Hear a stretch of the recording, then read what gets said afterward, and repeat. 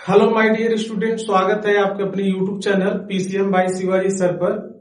My dear student, आज के इस लेक्चर में जो है हम लोग क्या एनसीईआरटी क्लास 11 के बारे में पढ़ रहे हैं, ठीक है। और इसमें जो है आप लोग इससे पहले वीडियो हम लोग सेट के बेसिक बातें पढ़ चुके हैं। इसके बाद एक्सरसाइज 1.1 को हम लोग कंप्लीट सॉल्व कर चुके हैं, ठीक है। आज जो है आप लोग देख रहे होंगे कि बोर्ड पर यहाँ पे लिखा हुआ है कि हम लोग एक्सरसाइज 1.2 को सॉल्व करने से पहले उसे संबंधित क्या बातें हैं जिसको पढ़ने के बाद फिर एक्सरसाइज 1.2 को हम लोग सॉल्व करें तो अच्छे से समझ में आए, ठीक है। तो सबसे पहले उससे संबंधित रिलेटेड बातें हम लोग समझ लें, और उससे संबंधित रिलेटेड बातें यही है कि टाइप्स ऑफ सेट, यानी सेट के प्रकार। और सेट के प्रकार में हम लोग पढ़ेंगे क्या क्या पढ़ेंगे, जैसे इम्पटी सेट क्या होता है, फाइनाइट और इनफाइनाइट सेट क्या होता है, इक्वल सेट क्या होता है, इक्विवेलेंट सेट क्या होता है। इस सब के बारे में पढ़ने के बाद हम लोग जो है एक्सरसाइज 1.2 को आज के इस वीडियो में हम लोग सॉल्व करेंगे, ठीक है। तो चलिए सबसे पहले हम शुरू करते हैं। यहाँ पे इम्पटी सेट किसे कहा जाता है ना। यहाँ पे सबसे पहली बात, इम्पटी सेट किसे कहा जाता है, जिसको हिंदी में कहा जाता है रिक्त समुच्चय। क्या कहते हैं? रिक्त समुच्चय कहा जाता है।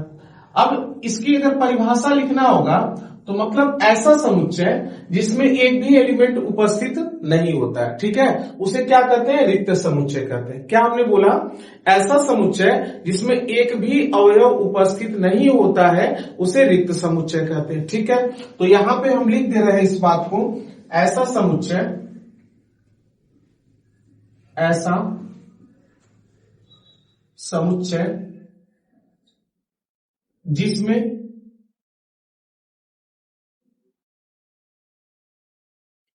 एक भी अवयव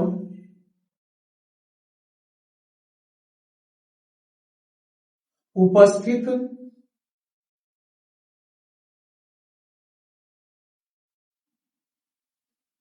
नहीं होता है उसे रिक्त समुच्चय कहते हैं।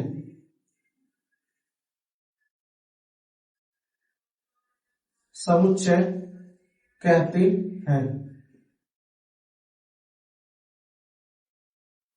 अब आप लोगों को ये बात पता होना चाहिए कि रिक्त समुच्चय को जो हम लोग किससे प्रदर्शित करते हैं, फाई से, या यहां पे हम लोग ऐसे केवल कर्ली ब्रैकेट लगा देंगे। तो चाहे फाई से प्रदर्शित करिए चाहे कर्ली ब्रैकेट से प्रदर्शित करिए, यह रिक्त समुच्चय क्या होता है? सिंबल होता है, ठीक है। अब इसके बाद जैसे कुछ एग्जाम्पल हम लोग देखें, ठीक है। तो एग्जाम्पल जो है अगर जनरली हम लोग किसको रिक्त समुच्चय को हम लोग देखते हैं तो सेट बिल्डर फॉर्म में लिख रहे हैं। जैसे यहाँ पे पहला एग्जाम्पल हम लिख रहे हैं, इसको आप लोग ध्यान से देखिएगा। जैसे एक सेट है जिसका नाम हमने क्या रख दिया? ए रख दिया। और इसमें हम लिख रहे हैं जैसे यहाँ पे यक्स सच दैट यक्स, और यहां पे हमने लिखा यक्स स्क्वायर प्लस 4 इक्वल 0। यहां पे क्या हमने बोला? X such that x, x square plus 4 equal 0, जहां यक्स कैसी संख्या है? नेचुरल नंबर है, मतलब प्राकृतिक संख्या है, ठीक है। यानी हमको एक ऐसी प्राकृतिक संख्या ढूंढना है जिसका स्क्वायर करने के बाद अगर 4 में हम लोग जोड़े तो उसका आंसर 0 आ जाए। अब आप सबको पता है कि प्राकृतिक संख्या किसे कहते हैं, तो प्राकृतिक संख्या 1, 2, 3, 4, 5, 6 ऐसे डाटा की इनफाइनाइट तक, ये सब संख्याएं क्या होती है? प्राकृतिक। आप बताइए क्या इसमें कोई ऐसी संख्या है जिसका स्क्वायर कर दे और 4 में हम जोड़ दे तो आंसर 0 आ सकता है? ऐसा कभी नहीं हो सकता। पहली बात ध्यान से सुनिएगा कि अगर मान लीजिए फिलहाल तो जो नेचुरल नंबर होती है वो पॉजिटिव होती है, निगेटिव होती नहीं है। लेकिन अगर मान लीजिए कि यहां पे कोई निगेटिव वैल्यू भी होता और उसका हम स्क्वायर कर दे तो आपको पता है कि निगेटिव वैल्यू भी अगर स्क्वायर कर दे तो पॉजिटिव बन जाती है। तो यह टर्म हमको पता है कि हमेशा जो है क्या होगा? पॉजिटिव ही होगा। और यह पॉजिटिव है। क्या पॉजिटिव को पॉजिटिव में जोड़ने के बाद कभी 0 आ सकता है? कभी नहीं आ सकता है, ठीक है। तो अगर जरूरी नहीं है, नेचुरल नंबर नहीं होती, कोई और नंबर यहाँ पे हो जाती, जैसे मान ली रियल नंबर होती तो अलग चीज है, वहां पे हो सकता है। लेकिन यहाँ पे हमने बताया तो इसमें बताइए क्या कोई ऐसी नंबर है जिसका स्क्वायर कर दे और 4 में जोड़ दे 0 आ सकता है? तो कोई ऐसा नंबर नहीं है। इसका मतलब है कि यह सेट किसको प्रदर्शित कर रहा है? जो है रिक्त समुच्चय को। क्यों? क्योंकि इसमें कोई ऐसा एलिमेंट ही नहीं है जिसका स्क्वायर कर दे और 4 में जोड़ दे तो आंसर 0 आ जाए। ये है एग्जाम्पल किसका, रिक्त समुच्चय का। चलिए अगला एक एग्जाम्पल और लिख रहे हैं। जैसे मान लीजिए कि एक सेट है जिसका नाम क्या है, बी है, और हमने लिख दिया yes such that x square equal हमने लिख दिया 4 लिख दिया, ठीक है। जहां हमने यक्स को बोला कि यक्स जो है कैसी संख्या है, यहां पे लिख रहे हैं यक्स एक विषम संख्या है। कैसी संख्या है, विषम संख्या है। अब आप बताइए, जो है आप लोगों को पता होगा कि विषम संख्या किसे कहा जाता है, तो वह संख्या जो 2 से नहीं कटती है। तो इसका मतलब विषम संख्या में अगर हम लोग बात करें तो 1 आ जाएगा, 3 आएगा, 5 आएगा, 7 आएगा, ऐसे 9 आ जाएगा, 11 आएगा, 13, ऐसे डॉट इनफाइनाइट। अब देख क्या इसमें कोई ऐसी नंबर है जिसका अगर हम स्क्वायर कर दें तो आंसर 4 आ जाए? तो कोई ऐसी विषम संख्या नहीं है जिसका स्क्वायर कर दे और आंसर कितना आ जाए, 4 आ जाए। तो इसका मतलब है कि यह भी सेट कैसा सेट कहलाएगा, जो है इम्पटी सेट कहलाएगा, यानी रिक्त समुच्चय कहलाएगा। तो आई होप आप लोगों को रिक्त समुच्चय बहुत अच्छे से समझ में आया होगा कि रिक्त समुच्चय किसे कहा जाता है। ऐसा समुच्चय जिसमें एक भी अवयव उपस्थित नहीं होता है उसे रिक्त समुच्चय कहते हैं। और रिक्त समुच्चय को हम लोग फाइल या मझले ब्रैकेट से यानी मझले कोष्टक से प्रदर्शित करते हैं। और एक दो इससे क्या हो गया, एग्जाम्पल हो गया, ठीक है। अब चलिए हम लोग अगला जो है टाइप देख रहे हैं सेट का। तो यहां पे जैसे फाइनाइट एंड इनफाइनाइट सेट, यानी परिमित और अपरिमित, ठीक है। इसके बारे में देखिए क्या होगा।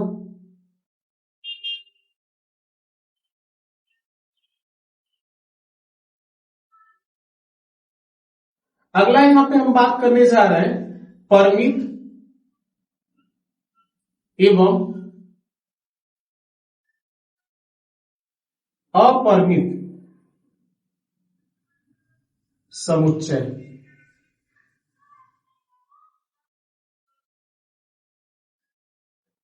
इसको कहा जाता है फाइनाइट एंड इनफाइनाइट सेट ना। अब आप देखिए परिमित का मतलब क्या होता है कि ऐसा समुच्चय जिसमें जो है अवयव की संख्या काउंटेबल हो, मतलब जिसमें अवयव की संख्या को हम गिन सकें या निश्चित हो, ठीक है, फिक्स हो, उसे हम क्या कहते हैं, परिमित समुच्चय कहते हैं। और ऐसा समुच्चय जिसमें उपस्थित अवयव की संख्या को हम गिन ना सके ना, मतलब इनफाइनाइट तक हो, जिसको गिना ना जा सके, यानी अपरिमित हो, जो अकाउंटेबल हो, जिसकी गणना न की जा सके, उसे हम क्या कहते हैं, अपरिमित समुच्चय कहते हैं, ठीक है।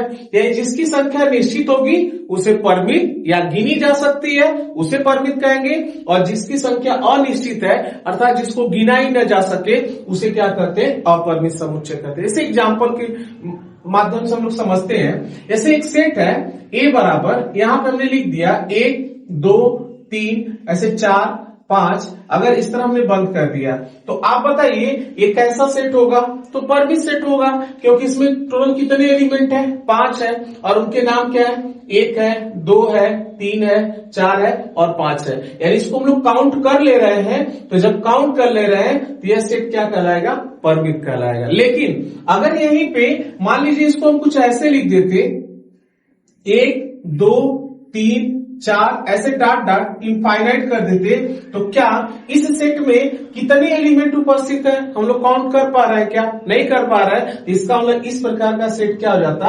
अपरिमित हो जाता। क्या होता, अपरिमित। जैसे और एग्जाम्पल हम लिख रहे हैं, और एग्जाम्पल हम यहाँ पे क्या लिख रहे हैं, जैसे मान लीजिए हमने उस सेट का नाम सी रख दिया, और यहां पे हम कह रहे हैं यक्स सच दैट यक्स, जहां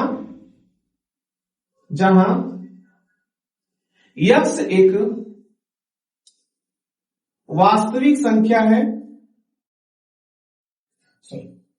यहां पे कुछ और एग्जांपल ले रहे हैं, जहां यक्स एक सम संख्या है, सम संख्या है, और जो कहां से कहां तक, यहां पे हम लिख दे रहे हैं 2 is less than or equal x is less than or equal 10 हो जाएगा। मतलब इस क्वेश्चन को समझिए, क्या कह रहा है कि यक्स सच दैट यक्स, जहां यक्स एक कैसी संख्या है, सम संख्या, यानी जो 2 से पूरा पूरा कट जाए। लेकिन हमें उन सम संख्याओं को लेना है, यक्स की ऐसी वैल्यू लेना है जो 2 से छोटी ना हो, मतलब ऐसी सम संख्या लेना है जो 2 से छोटी ना हो लेकिन 2 के बराबर हो, और 10 से बड़ी नहीं हो लेकिन 10 के बराबर हो। इसका मतलब आप बताइए 2 और 10 तक कितनी सम संख्याएं आ जाएंगी? तो आप सबको पता है 2 आ जाएगा, क्योंकि क्वेश्चन में कह रहा है कि 2 को लेना है। 2 एक सम संख्या है। क्या 3 हो सकती है? नहीं हो सकती, क्योंकि 3 सम नहीं, क्या है? विषम है। अगली सम संख्या 4 हो जाएगी, फिर अगली सम संख्या कौन हो जाएगी? 6, फिर कौन होगी? 8, और फिर कौन हो जाएगी? 10। इस कंडीशन के अनुसार इतना ही सम संख्या लेना था, तो क्या बताइए इसको हम लोग काउंट कर सकते हैं कि नहीं कर सकते हैं? बिल्कुल कर सकते हैं। तो इसका मतलब यह कैसा सेट हो गया? तो फाइनाइट सेट हो गया, यानी परिमित समुच्चय हो गया। ठीक है। लेकिन अगर इसी को हम इस तरह लिख देते, इस बात को अगर हम मिटा देते और यहां से इस पूरी बात को मिटा देते और हम ऐसे लिख देते, तब पूछा जाता कि बताइए यह परिमित है कि अपरिमित है, तब इसे आप लोग क्या कहते जो है कि यह जो है आपका क्या हो जाता है? यहाँ पे अपरिमित हो जाता है। क्यों? क्योंकि तब इसका आंसर ये होता है ना सम संख्या। तो आपको पता है सम संख्या क्या हो जाएगी? 2, 4, 6, ऐसे 8, 10, आगे बढ़ते जाएंगे 12, 14, ऐसे इनफाइनाइट तक हो जाएगा। इसमें एक बाउंडेशन नहीं दिया कि हाँ यहां से यहां तक लिखना है, इसमें बस बोल दिया कि सम संख्या है, तो ऐसे हम लिखते चले जाएंगे, जितना आगे बढ़ेंगे उतना सम संख्या मिलती चली जाएगी। इसका मतलब है कि यह एक कैसा समुच्चय हो जाएगा? तो अपरिमित समुच्चय का उदाहरण हो जाएगा। ठीक है। और एक आगे एग्जाम्पल देख रहे हैं, बहुत इंपॉर्टेंट है। इस एग्जाम्पल को विशेष रूप से आप लोग ध्यान दीजिएगा। हमने क्या लिखा? ऐसे मान लीजिए एक सेट है, इसका नाम हम यहाँ पे यम रख दे रहे हैं, और हमने यहाँ पे लिखा yes such that yes 1 is less then yes is less then 2। ठीक है, ये चीज हमने लिख दिया 1 is less then yes is less then 2, जहां यस एक वास्तविक संख्या है, वास्तविक संख्या है। अब आपसे हम पूछे कि बताइए किसका एग्जाम्पल हो सकता है, यह परिमित होगा कि अपरिमित होगा? तो आप लोग इस चीज को देख के बताइए कि क्या हो सकता है। तो आप लोग के देखने से लग रहा होगा कि इसका मतलब पहले समझिए, बहुत अच्छा क्वेश्चन है। यहाँ पे 1 और 2 के बीच में यहाँ क्वेश्चन बोल दिया एक वास्तविक संख्या है, रियल नंबर है, और 1 और 2 की नहीं, 2 नंबर के बीच में इनफाइनाइट संख्याएं होती है। ठीक है, अपरिमित संख्याएं होती है यहाँ पे। तो अब इसका मतलब है कि इसके किन्हीं 2 नंबर 1 और 2 के बीच में यह यक्स है, और यक्स कैसी संख्या है? वास्तविक संख्या है। तो ये बात आपको पता है कि किन्हीं 2 नंबरों के बीच में इनफाइनाइट नंबर होती है, यानी इनफाइनाइट रेशनल नंबर होती है, इनफाइनाइट इरेशनल नंबर होती है। और रेशनल और इरेशनल सब कुछ कैसी नंबर है? वास्तविक की संख्या, रियल नंबर ही है। इसका मतलब है कि इसके बीच में जो है इनफाइनाइट नंबर होगा, तो जिसको हम काउंट नहीं कर सकते, और काउंट नहीं कर सकते तो यह भी किसका एग्जाम्पल हो जाएगा? अपरिमित समुच्चय का। ठीक है, तो आई होप आप लोगों को परिमित और अपरिमित समुच्चय भी बहुत अच्छे से समझ में आया होगा। ठीक है, अब हम लोग जो है अगले एग्जाम्पल की तरफ बढ़ रहे हैं। अगला टाइप देखेंगे और एग्जाम्पल के माध्यम से हम लोग समझते जा रहे हैं हर एक क्वेश्चन को। ठीक है, अब देखिए जो है यहाँ पे अगला टाइप यहाँ पे हम लोग देखेंगे क्या? इक्वल सेट और इक्विवेलेंट सेट ना, ये बहुत इंपॉर्टेंट है। इक्वल का मतलब क्या होगा? समान समुच्चय, और इक्विवेलेंट का मतलब समतुल्य समुच्चय। दोनों में अंतर क्या होता है? ठीक, यहां पे हम क्या कह रहे हैं? इक्वल सेट एंड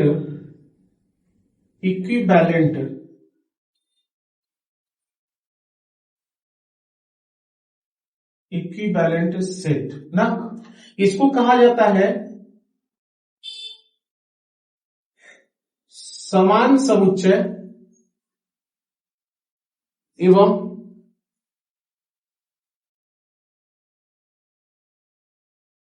समतुल्य समुच्चय। अब यहां पर देखिए जो है इन दोनों में क्या अंतर होता है, समान समुच्चय और समतुल्य समुच्चय में। यहां पे सबसे पहले हम लोग समान समुच्चय की बात कर ले, फिर इसके बाद किसकी बात करेंगे? समतुल्य समुच्चय की। ठीक है, तो समान समुच्चय की पहले परिभाषा लिख रहे हैं, इसके बाद हम समझा रहे हैं कि समान समुच्चय किसे कहा जाता है। ठीक है, तो यहाँ पे ध्यान देखिए, माना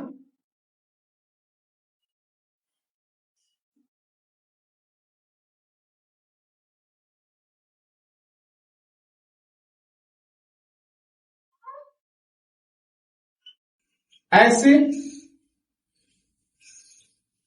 दो समुच्चय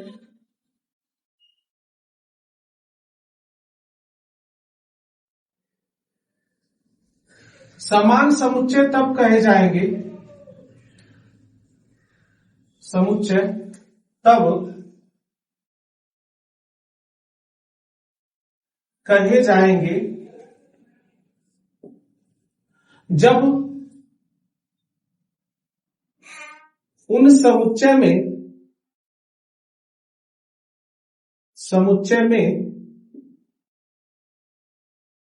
उपस्थित अवयव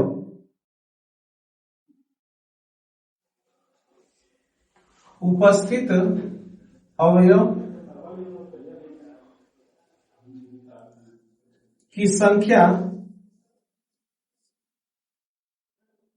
समान होने के साथ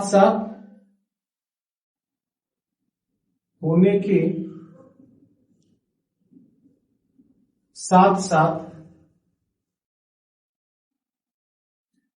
एक ही प्रकार के अवयव हों। देखिए, डिफिनीशन से अगर ज्यादा अच्छे से समझ नहीं आया हो तो हम जो है इसको क्वेश्चन के माध्यम समझा रहे हैं। समान समुच्चय का मतलब ये होता है कि अगर दो सेट हैं, जैसे एक सेट मान लीजिए ए है और एक सेट क्या है, बी है। अब ये दोनों सेट समान समुच्चय तब कहे जाएंगे जब दोनों सेट में, जैसे यह एक सेट ए है और यह एक सेट बी है, अब दोनों सेट एक दूसरे के बराबर तब कहे जाएंगे, समान समुच्चय तब कहे जाएंगे जब दोनों सेटों में अवयवों की संख्या समान हो और साथ ही साथ जो एलिमेंट यानी अवयव इसमें हो सेम वही अवयव इसमें भी हो, तब ये दोनों सेट क्या कहलाते हैं, समान समुच्चय कहलाते हैं। ठीक है, जैसे इसमें मान लीजिए कि 5 संख्या में 5 अवयव है तो इसमें भी 5 ही होना जरूरी है, न 5 से ज्यादा न 5 से कम। अगर इसमें 5 अवयव है तो इसमें भी 5 होने चाहिए। और जो अवयव इसमें है, जैसे मान लीजिए हम लोग अल्फाबेट के वावेल्स को ले रहे हैं ना, यानी वर्णमाला के स्वर को, तो वर्णमाला के स्वर को इसमें भी हमने लिख दिया। तो इसमें आपको पता है कि 5 अल्फाबेट के वावेल्स होते हैं, ए ई आई ओ यू, इसमें भी हमने लिख दिया। और इसमें भी एकदम वही होना चाहिए, ए ई आई ओ यू, भले इधर का उधर लिख दिया जाए तो ये दोनों सेट क्या कहलाएंगे, समान समुच्चय कहलाएंगे। ठीक है, जैसे एग्जांपल यहां लिख रहे हैं, ऐसे मान लीजिए कि दो सेट हैं ए तथा बी। अब यह समान समुच्चय को हम लोग सिंबल में ऐसे दिखाते हैं, ए इक्वल बी। यह दोनों समान समुच्चय तब कहलाएंगे जब यहां पे सेट ए में मान लीजिए हमने अवयव ले लिया 1 2 3 4 ले लिया, और सेट बी है, आप यहां पे देखेंगे कि इसमें भी वही एलिमेंट होना चाहिए, भले इधर 10 लिख दीजिए 2 और यहाँ पे 1 हमने लिख दिया। आप देखिए इसमें भी 4 एलिमेंट है और इसमें भी 4 एलिमेंट है और हूबहू वही है, एकदम वही होना चाहिए, जितना इसमें उतना इसमें, और जो इसमें होगा वही इसमें होना चाहिए। ये दोनों सेट यहाँ पे क्या कहलाएंगे, जो है समान समुच्चय कहलाएंगे। ठीक है, यहाँ पे चीज आप लोग देख रहे हैं। और यहाँ पे अगला यहाँ पे है समतुल्य समुच्चय। अब समतुल्य समुच्चय का मतलब क्या होता है कि ऐसा समुच्चय, बस इन दोनों में अंतर थोड़ा सा क्या होता है, इसमें हमने बोला कि इसमें अवयवों की संख्या समान होने के साथ साथ सेम अवयव होने चाहिए दोनों में, लेकिन इसमें ऐसी कोई कंडीशन नहीं है। समतुल्य समुच्चय उसे कहा जाता है जिसमें केवल अवयवों की संख्या बराबर हो। ध्यान से सुनना, इसमें अवयव की संख्या बराबर होने के साथ साथ एलिमेंट भी सेम होने चाहिए, लेकिन इसमें केवल क्या होता है, इसमें केवल दोनों सेटों में नंबर ऑफ एलिमेंट बराबर होने चाहिए, यानी अवयवों की संख्या बराबर होनी चाहिए, भले वो अलग अलग हो उससे कोई मतलब नहीं है। जैसे आप देख रहे हैं कि यह दोनों जो है क्या हो गए, समान हो गए। अच्छा, अगर एक एग्जांपल यहीं पे और हम लिख दे, सी बराबर मान लीजिए 7 8 -1 2, और यहाँ पे इस तरह हमने लिख दिया। अब हम आपसे कहेंगे कि आप लोग बताइए क्या सेट ए और सेट सी समान समुच्चय हो सकते हैं, तो आप लोग बोलेंगे नहीं हो सकता। क्यों, ध्यान से सुनना पहले। कंडीशन इसकी क्या है, इसमें आप देख रहे हैं 4 एलिमेंट है और इसमें भी 4 एलिमेंट है, कोई बात नहीं, लेकिन इसमें क्या है, एलिमेंट की संख्या ही बराबर नहीं हो चाहिए, एलिमेंट भी सेम होना चाहिए। आप इसमें देख रहे हैं 1 है 2 है 3 है 4 है, और और इसमें क्या है 7 है, 8 है, -1 है और 2 है। इसका मतलब है कि नंबर ऑफ एलिमेंट तो इक्वल है, अवयव की संख्या तो बराबर है, लेकिन जो है यहाँ पे एलिमेंट क्या है, डिफरेंट है, अलग अलग है। सो ए और सी जो है समान समुच्चय नहीं कहे जाएंगे। हाँ, लेकिन ध्यान से सुनना, ए और सी समान तो नहीं होंगे लेकिन इक्विवेलेंट यानी समतुल्य समुच्चय कहे जा सकते हैं। क्यों? क्योंकि यहाँ पे इसका मतलब ही है कि ऐसे दो सेट जिसमें नंबर ऑफ एलिमेंट केवल बराबर हो, अवयवों की संख्या बराबर हो, उसे समतुल्य कहते हैं। तो ए और सी समतुल्य हो सकता है, हो सकता नहीं है, लेकिन समान समुच्चय नहीं है। तो यहां से इसको अगर सिंबल में दिखाना होगा तो समतुल्य को सिंबल में हम ऐसे दिखाते हैं, ऐसे हम लोग बना देते हैं और इसको पढ़ते हैं सेट ए एवं सेट बी सी एक दूसरे के समतुल्य सेट है, यानी समतुल्य समुच्चय है। ठीक है, और समतुल्य समुच्चय को ऐसे दिखाया जाता है। तो समतुल्य समुच्चय में नंबर ऑफ एलिमेंट केवल इक्वल होना चाहिए और समान समुच्चय में नंबर ऑफ एलिमेंट के साथ साथ सेम एलिमेंट भी होना चाहिए। ठीक है, तो आप लोगों को अच्छे से क्लियर हुआ होगा। अब यहीं से क्वेश्चन पूछें, अच्छा इन दोनों को अगर हम कह दें कि यह दोनों समान समुच्चय होने के साथ साथ ये समतुल्य समुच्चय कहे जा सकते हैं कि नहीं, आप लोग कहेंगे सर कहे जा सकते हैं, क्योंकि इसमें जितना एलिमेंट है उतना ही एलिमेंट इसमें भी है, तो ये समतुल्य भी है। तो यहां से अगर हम क्वेश्चन पूछें कि क्या सभी समान समुच्चय समतुल्य समुच्चय हो सकते हैं, यह कथन सत्य है कि असत्य है, आप लोग क्या बोलेंगे? हमने क्या बोला, सभी समान समुच्चय समतुल्य समुच्चय कहे जा सकते हैं कि नहीं, तो कथन सत्य है कि असत्य है? तो सत्य है। जितने समतुल्य होंगे वो 100%, सॉरी जितने समान समुच्चय होंगे उसे हम समतुल्य समुच्चय कह सकते हैं, लेकिन यह जरूरी नहीं है कि जितने समतुल्य समुच्चय होते हैं उसे समान समुच्चय कहे जा सकते हैं या कह सकते हैं, नहीं ऐसा नहीं हो सकता। जैसे यही देख लीजिए सामने, यह दोनों ए और सी समतुल्य हैं बट यह समान समुच्चय नहीं हो सकते। ए और बी समतुल्य के साथ साथ समान भी हैं, तो 100% जितने समान समुच्चय होंगे वह समतुल्य समुच्चय कहे जा सकते हैं, लेकिन सभी समतुल्य समुच्चय समान समुच्चय नहीं कहे जा सकते। ठीक है, तो इसको आप लोग नोट में अच्छे से लिख लीजिएगा और आप लोग बताइए कि ये अच्छे से क्लियर हुआ कि नहीं हुआ। ठीक है, अगर ये अच्छे से क्लियर हो गया हो तो हम फिर अगले टाइप की ओर बढ़ रहे हैं और अगला टाइप हम लोग पढ़ने के बाद इसके बाद एक्सरसाइज 1.2 को स्टार्ट करें, क्योंकि एक्सरसाइज 1.2 में जितने टाइप के क्वेश्चन दिया है वो अभी इतना ही टाइप से क्लियर हो जाए। ऐसा नहीं कि सेट का पूरा टाइप हम लोग पढ़ लिए, हम केवल जो है एनसीईआरटी को फोकस कर रहे हैं और एनसीईआरटी के बेस पे जो एक्सरसाइज है उससे पहले कितना इंट्रोडक्शन पढ़ने के बाद हम लोग उस एक्सरसाइज को लगा सकते हैं, केवल उतना ही बातों को हम पढ़ा रहे हैं। ऐसे सिस्टमेटिक तरीके से पढ़ेंगे तो हम लोग को हर एक चीज अच्छे से क्लियर होगा। ऐसा नहीं कि एक ही वीडियो में पूरे टाइप को हम पढ़ा दें और फिर एक्सरसाइज को लगाते हम लोग चले, तो जो है बच्चा जो नया पढ़ने वाला हो, सीखने वाला हो, वो सीख ना पाए, समझ ना पाए। ठीक है, तो इतना ही से हम लोग एक और टाइप यहाँ पढ़ ले रहे हैं, जैसे सिंगलेटर, एकल समुच्चय किसे कहा जाता है, इसको हम लोग पढ़ ले रहे हैं और इसके बाद फिर हम लोग एक्सरसाइज को लगाएंगे तो हम लोग को एक्सरसाइज खूब अच्छे से समझ में आएगी। ठीक है, तो यहाँ पे अगला टाइप हम लोग पढ़ने जा रहे हैं एकल समुच्चय।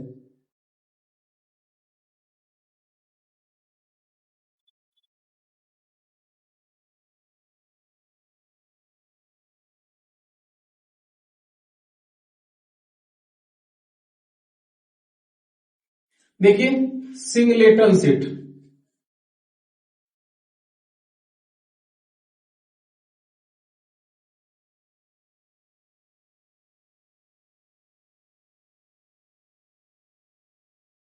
अब आप लोगों को नाम से ही लग रहा होगा कि ऐसा समुच्चय जिसमें केवल एक एलिमेंट यानी अवयव उपस्थित होता है उसे हम क्या कहते हैं, एकल समुच्चय कहते हैं। ठीक है, जैसे एग्जांपल में आप लोग देखिए, एग्जांपल से और अच्छे समझ में आएगा। ऐसे एक सेट ए है और इसमें हमने केवल एक एलिमेंट लिख दिया यहाँ पे, तो ये बताइए कैसा सेट कहलाएगा, एकल समुच्चय कहलाएगा, क्योंकि इस सेट में केवल कितने एलिमेंट है, एक एलिमेंट है, यह क्या हो गया, एकल समुच्चय। और आगे एग्जांपल देखिए, जैसे एक सेट बी है, इसमें मान लीजिए हमने लिख दिया yes such that yes square बराबर हमने क्या लिख दिया, 4 लिख दिया ना, यस स्क्वायर इक्वल क्या लिख दिया हमने, 4 लिख दिया, जहां यस एक धनात्मक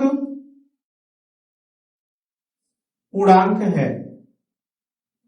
ठीक है, अब यहां पे देखिए इसका मतलब क्या होगा, धनात्मक पूर्णांक मतलब प्राकृतिक संख्या को ही हम लोग क्या करते हैं, धनात्मक पूर्णांक कहते हैं। और आप सबको पता है कि प्राकृतिक संख्या या इसी को धनात्मक पूर्णांक कहते हैं, इसको i प्लस या इसी को हम किससे दिखा सकते हैं, z प्लस से। ठीक है, तो धनात्मक पूर्णांक यानी प्राकृतिक संख्या, और प्राकृतिक संख्या कौन कौन सी होती है, 1 2 3 4 5 6 ऐसे डॉट डॉट इनफाइनाइट तक, ऐसे है ना। अब आप बताइए इसमें कोई ऐसा एलिमेंट दिख रहा है जिसका स्क्वायर करने के बाद 4 आ जाए, तो इसमें केवल और केवल एक ऐसा एलिमेंट है जो 2 है, जिसका हम स्क्वायर कर दे तो 4 के क्या हो जाएगा, बराबर हो जाएगा। और इसके बाद कोई ऐसा धनात्मक पूर्णांक इसमें नहीं है जिसका स्क्वायर करने के बाद 4 आ जाए, यानी इस के अकॉर्डिंग जो है इसमें नंबर ऑफ एलिमेंट कितने आ गए, केवल 1 आ गया। यह यानी कैसा सेट होगा, एकल समुच्चय होगा। ठीक है, तो आप लोगों को एकल समुच्चय भी अच्छे समझ में आया होगा। यानी अभी तक इस एक्सरसाइज के लिए जितने टाइप हमने पढ़ाया आप लोगों को बहुत अच्छे से क्लियर हुआ होगा। अब जो है हम एक्सरसाइज स्टार्ट करने जा रहे हैं 1.2। ठीक है, तो यहाँ पे आप लोग देखिए जो है एक्सरसाइज 1.2 का क्वेश्चन नंबर पहला क्या कह रहा है कि निम्नलिखित में से कौन से रिक्त समुच्चय के उदाहरण है। अभी हम लोग रिक्त समुच्चय के बारे में पढ़े हैं कि जिसमें एक भी अवयव नहीं होता उसे रिक्त समुच्चय कहते हैं। तो ये 4 क्वेश्चन इसमें दिया गया है, इसमें बताना कि कौन रिक्त समुच्चय का उदाहरण होगा। ठीक है, तो पहला क्वेश्चन आप लोग ध्यान से पढ़िए, यहाँ पे दिया है 2 से भाज्य, भाज्य मतलब 2 से जब भाग करें तो वो कट जाए ना, 2 से भाज्य विषम प्राकृतिक संख्याओं का समुच्चय। अभी आप लोग परिभाषा पहले जानते हैं कि विषम संख्या उसे कहा जाता है जो 2 से कभी न कटे। और क्वेश्चन में कह रहा है कि ऐसी विषम संख्या बताओ जो 2 से कट जाए। तो क्या ऐसी कोई विषम संख्या है जो 2 से कट सकती है, तो कोई ऐसी विषम संख्या नहीं है जो 2 से कट जाए। इसका मतलब है कि कोई ऐसा एलिमेंट नहीं मिलेगा, और जब कोई ऐसा एलिमेंट नहीं मिलेगा तो यह जो यहाँ पे एग्जाम्पल दिया हुआ है वह किसका एग्जाम्पल हो जाएगा, रिक्त समुच्चय का हो जाएगा। ठीक है, तो पहला यहां से पे क्वेश्चन हम लोग को समझ में आ गया। अब दूसरा क्वेश्चन कह रहा है कि सम अभाज्य संख्याओं का समुच्चय, यानी ऐसी संख्या जो सम होने के साथ साथ अभाज्य भी हो। सम का मतलब जो 2 से पूरा पूरा कट जाए, अभाज्य का मतलब जिसके केवल 2 फैक्टर होते हैं, यानी 2 गुणनखंड होते हैं, एक वह संख्या स्वयं होती है और एक होता है। और ऐसी संख्या केवल और केवल एक ही है अब तक, जिसका नाम क्या है, 2 है। क्या है, 2 है। 2 एक ऐसी संख्या है जो सम होने के साथ साथ अभाज्य भी होती है। इसका मतलब कि एक एलिमेंट इस क्वेश्चन के अनुसार आ जाएगा और वह क्या होगा, 2 होगा। तो एलिमेंट नहीं होना चाहिए तब रिक्त समुच्चय का उदाहरण होगा। यानी इसका मतलब रियली में अगर देखा जाए तो यह किसका उदाहरण हो गया, एकल समुच्चय का, क्योंकि इसमें एक एलिमेंट आ गया। एक ही एक ऐसी संख्या है 2 जो सम और अभाज्य दोनों होती है। ठीक है, तो यह रिक्त समुच्चय का उदाहरण नहीं है। ठीक, चलिए अगला देखिए क्वेश्चन नंबर तीसरा क्या कह रहा है, यक्स सच दैट यक्स एक प्राकृतिक संख्या है। अब आपको प्राकृतिक संख्या पता है 1 2 3 4 5 6 7 8 ऐसे इनफाइनाइट प्राकृतिक संख्या है। जो यहाँ पे क्या कह रहा है, यक्स इज लेस देन 5, मतलब उसका मान 5 से क्या हो, छोटा हो, 5 से छोटी प्राकृतिक संख्या। और साथ ही साथ कह रहा है कि यह यक्स जो है 7 से क्या ऊंची बड़ी। क्या ऐसी कोई प्राकृतिक संख्या है जो 5 से छोटी भी हो जो है और 7 से बड़ी भी हो जाए एक ही साथ? ऐसी कोई प्राकृतिक संख्या नहीं है जो 5 से जो है क्या दिख रही हो, छोटी, और 7 से बड़ी। इम्पॉसिबल, ऐसी कोई संख्या नहीं है। इसका मतलब है कि इसमें कोई एलिमेंट नहीं आएगा, और कोई एलिमेंट नहीं आएगा तो यह किसका उदाहरण हो जाएगा, रिक्त समुच्चय का उदाहरण हो जाएगा। ठीक है, हाँ। अब इसके बाद देखिए इसमें लास्ट क्वेश्चन दिया हुआ है कि y सच दैट y किन्हीं भी 2 समांतर रेखाओं का उभयनिष्ठ बिंदु। अब उभयनिष्ठ मतलब कॉमन। ठीक है, अब आप लोग बताइएगा, समांतर रेखा की परिभाषा पढ़े होंगे। समांतर रेखा की जो परिभाषा होती है इसको आप लोग जानते हैं कि ऐसी 2 रेखाएं, एक देखिए ऐसी 2 रेखाएं जिनके बीच की लंबवत हाइट क्या होती है, बराबर होती है, जिनके बीच की लंबवत दूरी क्या होती है, बराबर होती है, उसे हम समांतर रेखा कहते हैं। अब आप बताइए, जब ये समांतर है, इनके बीच की हर एक बीच की लंबवत दूरी बराबर होगी, तो क्या ये कभी एक दूसरे को काट सकती है? यानी काटेंगी तभी तो कॉमन पॉइंट प्राप्त होगा, उभयनिष्ठ बिंदु प्राप्त होगा। और हमको ये बात पहले से भली बात अच्छी से पता है कि कभी भी दो समांतर रेखाएं एक दूसरे को प्रतिच्छेद नहीं करती हैं। और जब प्रतिच्छेद नहीं करेंगी, क्या उसमें कोई कॉमन पॉइंट उभयनिष्ठ बिंदु प्राप्त होगा? नहीं हो सकता। इसका मतलब इसमें कोई एलिमेंट नहीं आएगा, और जब कोई एलिमेंट नहीं आएगा तो यह किसका उदाहरण हो जाएगा? रिक्त समुच्चय का हो जाएगा। ठीक है, आप देख सकते हैं फिगर से भी समांतर रेखाएं इस तरह हो गई। अब यह समांतर रेखाएं तब कही जाएंगी जब इनके बीच की यह जो लंबवत हाइट होती है सब जगह बिल्कुल क्या होगी? समान होगी। और सब जगह समान होगी तो कभी भी यह एक दूसरे को प्रतिच्छेद नहीं कर सकती, और जब प्रतिच्छेद नहीं करेगी तो कभी भी उसमें एक कॉमन पॉइंट नहीं प्राप्त होगा। कॉमन पॉइंट मतलब होता है ऐसे कट करें तो यह जो पॉइंट हो गया इसको हम कॉमन कहेंगे, और यह दोनों एक दूसरे को कभी कट ही नहीं कर सकती। और जब नहीं कट करेंगी इसका मतलब कॉमन पॉइंट नहीं प्राप्त होगा, और नहीं प्राप्त होने का मतलब इसमें कोई एलिमेंट नहीं होगा, और कोई एलिमेंट नहीं होगा तो किसका उदाहरण हो जाएगा? रिक्त समुच्चय का। ठीक है, तो आई होप आप लोगों को क्वेश्चन नंबर पहला बहुत अच्छे समझ में आया होगा। अब हम जो है क्वेश्चन नंबर दूसरे की ओर बढ़ रहे हैं। ठीक है,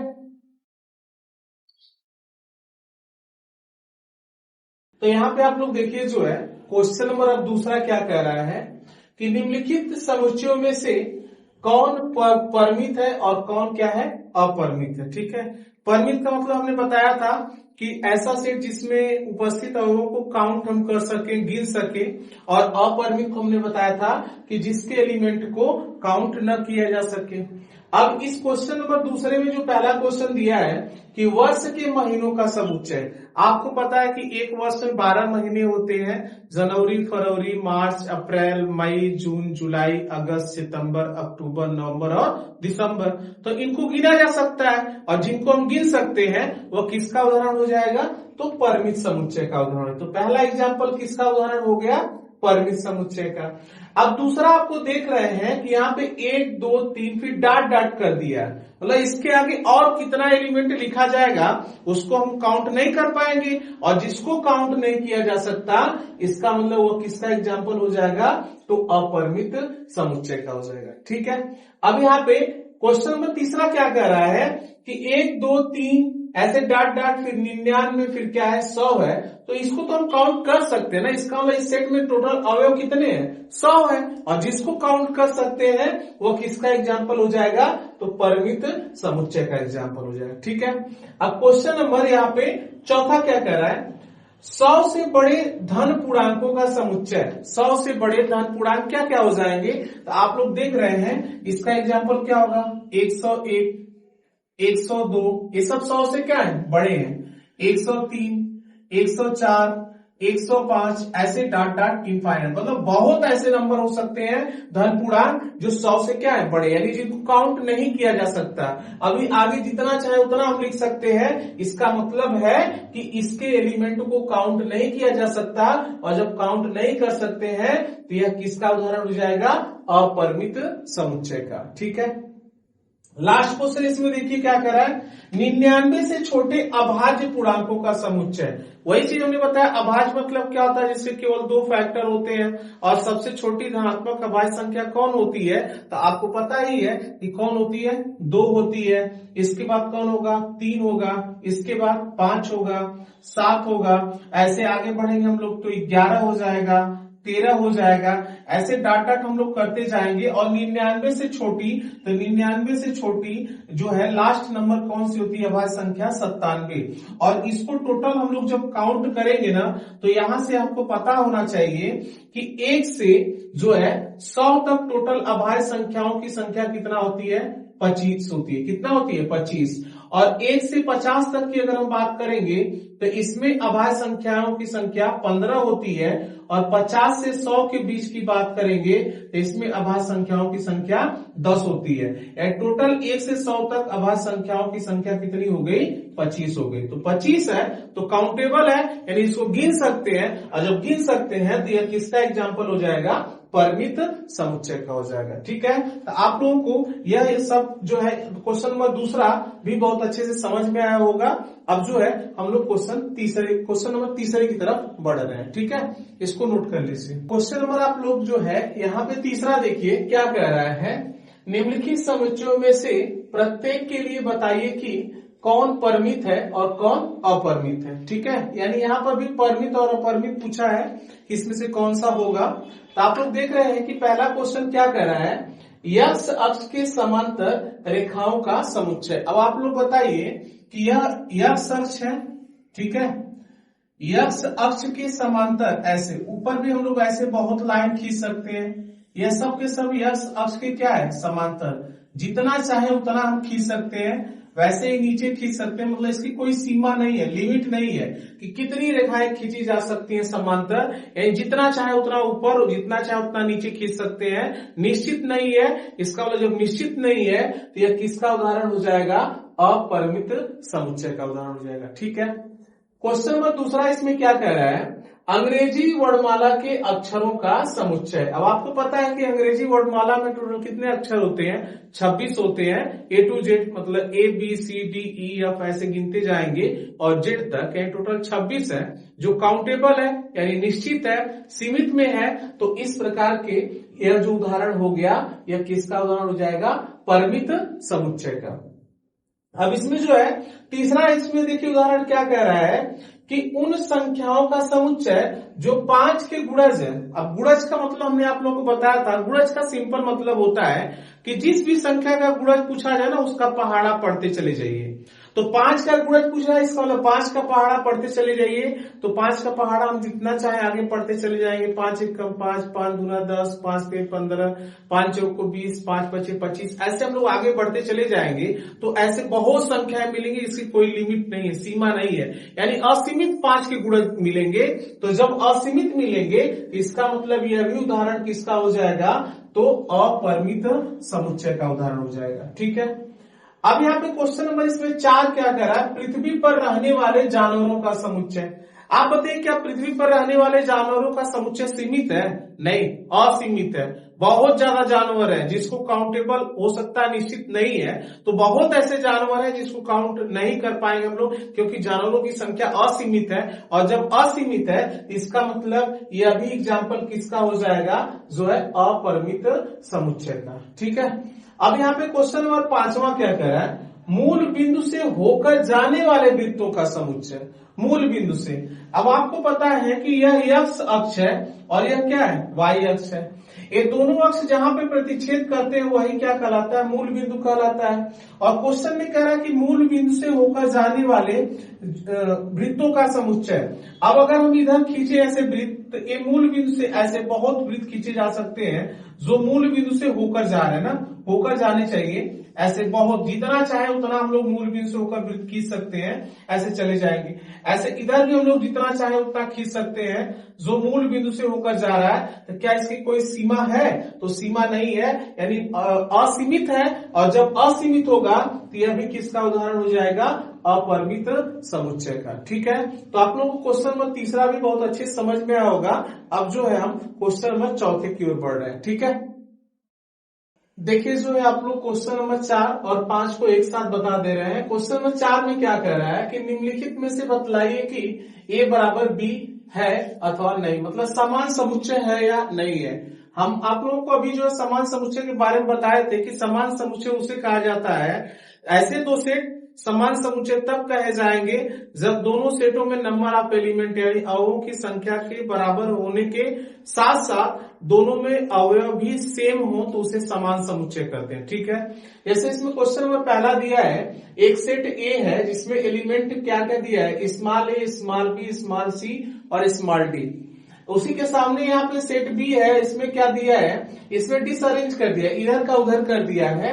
लेकिन आप देख रहे हैं कि इसमें भी 4 एलिमेंट है और इसमें भी 4 एलिमेंट है, और जो जो इसमें है ए बी सी डी वही इसमें भी है ए बी सी डी। इसका मतलब है कि यह दोनों सेट क्या कहलाएंगे, समान समुच्चय कहलाएंगे। ठीक है, तो यानी समान समुच्चय मतलब इसको हम कैसे दिखाएंगे, ए बराबर बी हो गया। ठीक, अब इसमें क्वेश्चन नंबर दूसरे को आप लोग ध्यान से देखिए। इसमें ए बराबर सेट ए बराबर क्या दिया है, इसमें एलिमेंट क्या दे दिया है, 4, 8, 12 और 16, यानी 4 का गुणज दे दिया है। ठीक है, और इसमें हम लोग देखेंगे तो इसमें क्या दिया है कि आप ध्यान से देखिएगा, इसमें भी 4 एलिमेंट हो गए, इसमें भी 4 एलिमेंट है, लेकिन इसमें क्या है, इसमें 4 है, 8 है, इसमें भी आपको 4 और 8 दिख रहा है। इसके साथ साथ इसमें भी 16 है, इसमें भी 16 है, लेकिन इसमें एक एलिमेंट अलग है और इसमें अलग है, तो इसलिए ये दोनों समान समुच्चय नहीं कहलाएंगे। हाँ, यही अगर समतुल्य की बात बोलता तो हो जाते, क्योंकि समतुल्य में केवल नंबर ऑफ एलिमेंट को देखा जाता है, जितना इसमें उतना इसमें, तो ये दोनों समतुल्य हैं बट समान समुच्चय नहीं है, क्योंकि इसमें एक अलग एलिमेंट आ गया 12 और इसमें एक अलग एलिमेंट 18 आ गया, तो यह दोनों समान समुच्चय नहीं है। इसका मतलब इसको हम कैसे दिखा देंगे, इस तरह कर देंगे, यह समान समुच्चय नहीं है, यानी A is not equal to B हो जाएगा। अब क्वेश्चन में इसमें तीसरा देखिए क्या है, सेट ए बराबर, इसमें एलिमेंट क्या है, 2 है, 4 है, 6, 8 और 10, यानी ये क्या दिया है, एक सम संख्या दिया है ना, 2, 4, 6, 8, 10, और उसी के सामने सेट बी क्या बोल रहा है, यस सच दैट यस सम धन पूर्णांक, मतलब ऐसी सम संख्या लेना है जो पॉजिटिव हो, और यहाँ पे क्या कह रहा है, जिसका मान यानी जो है 10 के बराबर हो, 10 से बड़ी हमको सम संख्या नहीं लेना है।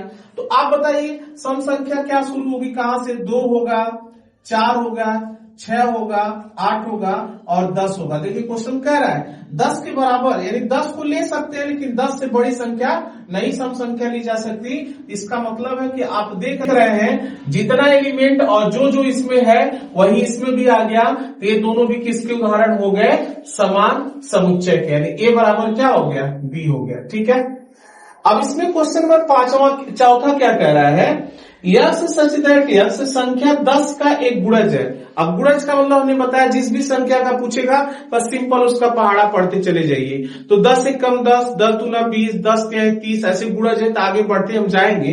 तो बताइए इस सेट में जो है अगर इसको हम क्या लिखें, रोस्टर फॉर्म में लिखे, तो इसमें क्या एलिमेंट आ जाएगा, 10, 10 दूना 20, 30, 40, 50, 60, ऐसे जितना चाहे उतना हम लिख सकते हैं। अब आप देख रहे हैं कि इसमें क्या है, 10 है, इसमें भी 10 उपस्थित है, लेकिन इसमें 20 है, उसमें 15, बस एक ही एलिमेंट डिफरेंट आ गया, बस इसके आगे देखने की जरूरत नहीं है। तो आप यहां से ये जो एग्जाम्पल दिया हुआ है, क्या ये समान समुच्चय का एग्जाम्पल है, तो नहीं है। यहां से आई होप कि आप लोग को क्वेश्चन नंबर 4 बहुत अच्छे से समझ में आया होगा। ठीक है, अब क्वेश्चन नंबर 5 की तरफ हम पढ़ रहे हैं। क्वेश्चन नंबर 5 क्या कह रहा है कि क्या निम्नलिखित समुच्चय युग्म समान है, कारण सहित बताइए। मतलब इसमें भी बताना है कि ये जो 2 क्वेश्चन दिया हुआ है क्वेश्चन नंबर 5 के अंतर्गत, इसमें बताना है कि क्या ये दोनों समान समुच्चय है या नहीं है, इसको बताना है। अब आप देख रहे हैं कि क्वेश्चन नंबर 5 के अंतर्गत जो पहला क्वेश्चन दिया है, इसमें सेट ए बराबर क्या दिया है,